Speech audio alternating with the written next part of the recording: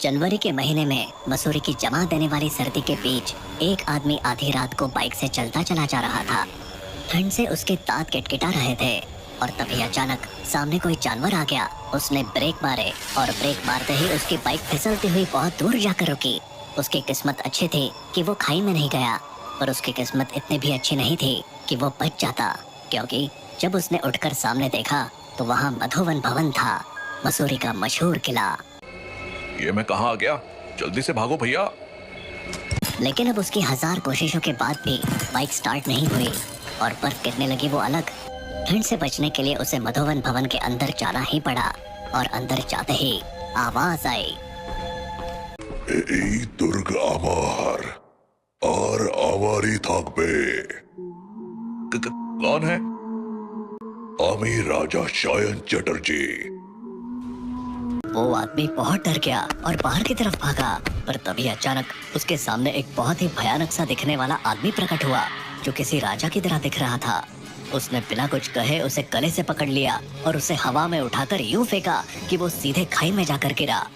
बची तो बस उसकी टूटी हुई बाइक और गूंजती हुई राजा शयन के भूत की हंसी।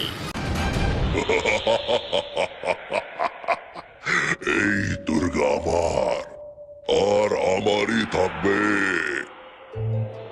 दिल्ली के एक मल्टीनेशनल कंपनी के ऑफिस में वीना, सीमा, रमन, ललित, जतिन और श्रवण काम करते थे। ये लोग अच्छे दोस्त भी थे और अक्सर साथ में मस्ती करते रहते थे। जनवरी की ठंडी दोपहर में जब ऑफिस में काम धीमा चल रहा था तो वीना ने अचानक एक आइडिया फेंका। सुनो, क्यों ना एक वीकेंड ट्रिप प्लान करें, मसूरी चलते हैं। मसूरी? वाह, बर्फ में मस्ती करने का मजा ही अलग होता है। और शराब। चुप रहे। हाँ, अगर कोई भूत प्रेत मिल गया तो मजा आएगा। तू खुद एक भूत है रमन, तुझे क्या भूत मिलेगा? तू बस बर्फ में फिसलने से बचना, बाकी सब ठीक रहेगा। तो क्या तय हुआ? मैं अपनी गाड़ी ले आता हूँ, सुबह जल्दी निकलते हैं। पहले बॉस से छुट्टी तो ले लो, वरना मसूरी जाने का सपना सपना ही रह जाएगा। बात हंसी मजाक में तय हो गई। अगले दिन सुबह जल्दी निकलने की प्लानिंग हुई। सभी एक्साइटेड थे, पर निकलते निकलते दोपहर हो गई। सभी श्रवण की गाड़ी में मसूरी के लिए निकल पड़े। रास्ते में चाय के ढाबे पर रुककर उन्होंने मस्त चाय पी और हंसी मजाक करते हुए सफर जारी रखा। जैसे ही देहरादून के करीब पहुँचे और पहाड़ दिखने शुरू हुए, ठंड का एहसास और बढ़ गया। सूरज भी ढल चुका था, पर तभी श्रवण ने अचानक गाड़ी रोक दी। अरे, गाड़ी के सामने कुछ दिखा, क्या था वो?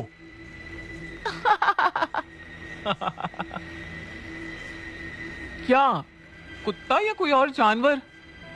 अरे नहीं, वो इंसान जैसा कुछ था। इंसान? हाँ, तो इसमें गाड़ी रोकने वाली क्या बात है? इंसान जैसा कुछ, पर इंसान नहीं। उसके 4 हाथ और 4 पैर थे। What? What? रुको, मैं देखता हूँ। श्रवण गाड़ी से उतरकर टॉर्च लेकर देखने आगे बढ़ा। वो बढ़ते बढ़ते झाड़ियों के पास पहुंच गया और तभी अचानक किसी ने उसको झाड़ियों के अंदर खींच लिया और उसके चीखने की आवाज आने लगी। ओ, बचाओ! अबे ये क्या हो गया? जल्दी चलो, उसे बचाओ। वो सब लोग कार से उतरकर झाड़ियों के पास पहुंचे और झाड़ियां हटाकर देखने लगे। तभी उन्होंने देखा कि श्रवण सामने खड़ा हुआ जोरों से हंस रहा है। उल्लू बना आया, बड़ा मजा आया। उल्लू बना आया, बड़ा मजा आया। श्रवण, आर यू सीरियस? हम सबका दिल दहला दिया तुमने। अबे, मैं तुझे मसूरी के किसी पहाड़ से फेंक दूंगा, तू चल। Shravan, please never do this again. Shravan हंसता हुआ आकर वापस कार में बैठ गया और कार चलाने लगा। एक और घंटे के सफर के बाद वो लोग मसूरी में अपने होटल पहुंच गए। उस रात मसूरी की ठंड में सभी अपने अपने कमरों में सो गए। अगली सुबह मसूरी की ठंडी और खुशनुमा हवा ने उनका स्वागत किया। सभी ने मिलकर दिन भर मसूरी घूमने का प्लान बनाया। कैंपटी फॉल, गन हिल और मॉल रोड की चहल पहल ने उनका मन मोह लिया। हंसी मजाक और फोटो खींचते हुए दिन कैसे बीत गया पता ही नहीं चला। शाम को होटल लौटते समय सीमा बोली, तुम लोगों को पता है, मसूरी में एक जगह है, मधुवन भवन। ये किला कोलकाता के राजा शयन चटर्जी ने बनवाया था। मैं कोलकाता से हूँ, इसलिए मुझे इसके बारे में पता है। मधुवन भवन? वो तो बहुत डरावनी जगह है। मैंने सुना है कि वहाँ कई लोग गायब हो चुके हैं। तो फिर तो जरूर जाना चाहिए। डर में ही तो मजा है। तू हमेशा ऐसी बात क्यों करता है श्रवण? लेकिन वहां जाना खतरनाक हो सकता है। अरे डरपोक मत बनो, चलो ना थोड़ा रोमांच करते हैं। श्रवण, सीमा और जतिन जाने के लिए तैयार थे, जबकि रमन, वीना और ललित मना कर रहे थे। आखिरकार सबको वहां जाना ही पड़ा। मधुवन भवन तक पहुंचते पहुंचते अंधेरा घिरने लगा था। ये तो खंडर जैसा लग रहा है। यहाँ आने का कोई मतलब नहीं है। चलो वापस चलते हैं। अरे तुम इतना क्यों डरते हो? अंदर चलो, कुछ नहीं होगा। शायद हमें कुछ इंटरेस्टिंग मिल जाए। तुम लोग पागल हो क्या? सीमा और श्रवण ने सबको जबरदस्ती अंदर खींच लिया। खंडहर के अंदर जाने के जरा ही देर बाद चारों तरफ घना अंधेरा छा गया और कुछ अजीब सी आवाज सुनाई देने लगी। ये कैसी आवाज है? क्या कोई और भी है यहाँ? मुझे तो ऐसा लगता है कि यहाँ कोई आत्मा है। बस शुरू हो गए तुम। अचानक किसी के भागने की आवाज आई। सभी उस आवाज के पीछे भागे। थोड़ी देर में उन्होंने देखा कि एक कपल वहां छिपा हुआ था। ओहो, तो ये था भूत। प्यार करने का एकदम सही ठिकाना चुना है। हम तो यहाँ शांति से बस वक्त बिताने आए थे। सब हंसने लगे और माहौल हल्का हो गया। लेकिन तभी वीना ने महसूस किया कि वो अकेली है। उसने चारों तरफ देखा, लेकिन उसके दोस्त कहीं नहीं है।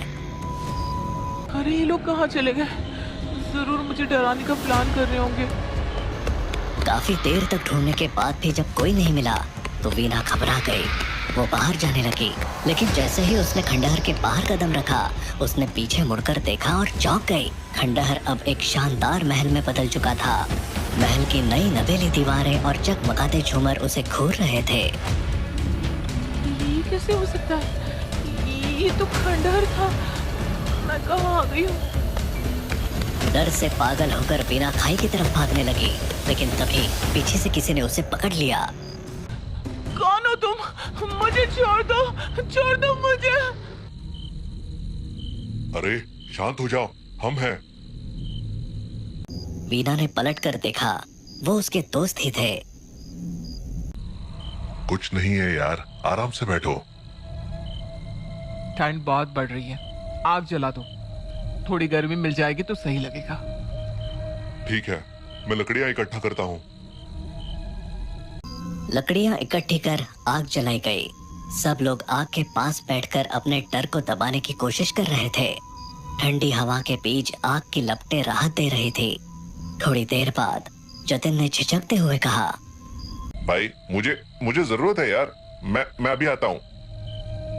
अरे जल्दी लौट आना, ये जगह वैसे भी ठीक नहीं लग रही। जतिन, अकेले मत जा, कहीं भूत पकड़ ना ले। जतिन मुस्कुराते हुए किनारे की ओर चला गया, लेकिन कुछ ही पलों के बाद एक खौफनाक चीख गूंज उठी। ये जतीन की आवाज है। अरे वो मजाक कर रहा होगा। नहीं, उसकी आवाज में कुछ था। चलो देखते हैं। सब लोग घबराते हुए आवाज की दिशा में भागे। पीछे वाले हिस्से में पहुंचकर जो देखा, उसने उनके होश उड़ा दिए। जतिन जमीन पर नहीं बल्कि हवा में लटका हुआ था। मुझे बचा लो, प्लीज मुझे बचा लो। उसके चेहरे पर खौफ साफ दिखाई दे रहा था। तभी अचानक किसी अदृश्य शक्ति ने उसे खाई में ढकेल दिया।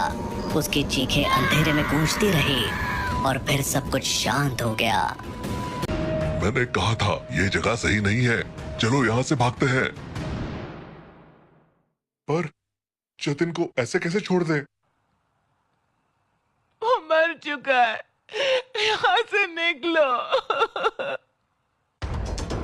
अचानक चारों तरफ अजीब आकृतियां दिखने लगी। मरे हुए लोग उनकी ओर बढ़ रहे थे। सब लोग किले के अंदर भागने लगे, लेकिन हर तरफ से भूतों ने उन्हें घेर लिया। तभी उन्होंने देखा, जो आग उन्होंने जलाई थी वो उनकी ओर बढ़ रही है। आग की लपटें भी किसी का रूप ले रही थी, मानो उन्हें निकलने आ रही हो। रुक जाओ, आगे मत बढ़ो। अचानक आग ठहर गई और तभी किले के बीच में एक डरावना साया प्रकट हुआ। ये कौन है?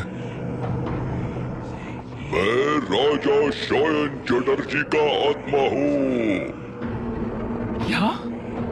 और ये श्रवण मेरा वंशज है। सभी हैरान रह गए। श्रवण ने कांपते हुए कहा, ये झूठ है। तू मेरा वंशज है और मेरे लिए शिकार लेकर आया है।